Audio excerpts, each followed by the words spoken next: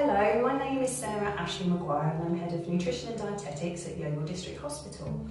It's great to see the warmer weather coming in, we all enjoy it, and it gives us a great time to think about our hydration status, which is the balance of fluid in our bodies. You may know that we are mostly made up of water, somewhere between a half and 3/4, so it's really essential to our body and for our health. We get the majority of our fluids from the things that we drink, that's around 80%, and that leaves about 20% of fluids that we get from the food that we eat. We are all at risk of dehydration, but there are other people who are more at risk than others. These need to be considered in babies and infants because they are smaller, so they are more sensitive to fluid losses. Older people, people with long-term conditions such as diabetes and cancer, people who are taking medications like diuretics, and anyone who has a fever or enjoys doing some exercise that increases their body temperature. During normal day-to-day business, your body does lose fluid as part of its normal processes. This is through breathing, through passing urine, through passing stools and perspiring. And most adults use between 2 or 3 litres per day. Your body is very good at giving you some subtle hints of when it's starting to become dehydrated. Even a 1% loss of fluid means that your brain function is affected.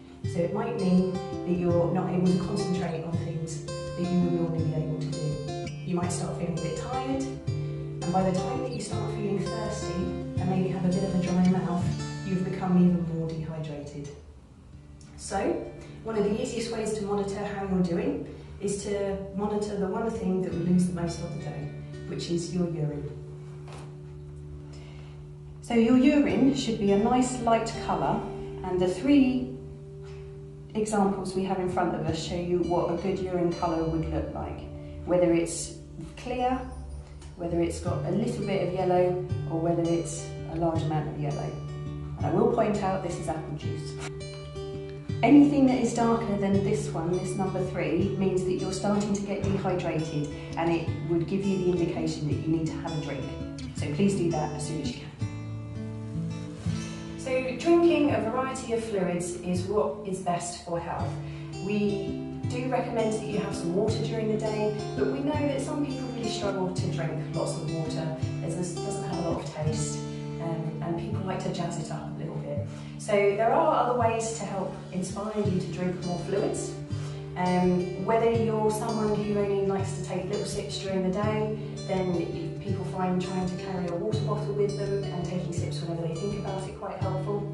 Other people don't get a lot of time during the day, so they can only drink when they are going to go and make some food or going to have a toilet break or something like that.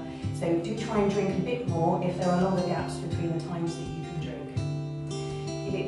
If you're someone who needs a bit of reminding, there is some very useful bits of tech out there. You can have bottles that light up or give you verbal reminders to have a drink if you haven't had a drink in the last hour or so. There's also some apps on the phone that you can use as reminders. So there are things out there if you need that little trigger to go, but first a drink.